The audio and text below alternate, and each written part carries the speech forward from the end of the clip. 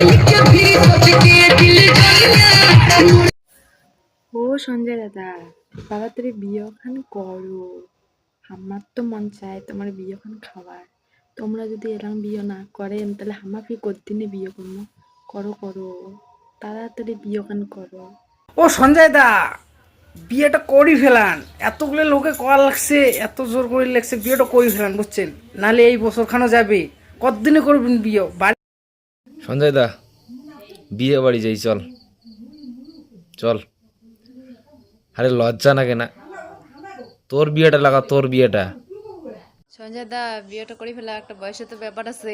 2025 সালে তো শেষ হয়ে যাচ্ছে। সঞ্জয় মামা, বিয়েটা লাগাও তাড়াতাড়ি। 2025 তো চলে যাচ্ছে, এরপরে তো মামি খুঁজে পাওয়া যাবে না। সঞ্জয় দা, 2025 তো চলে যাচ্ছে, বিয়েটা করে নাও।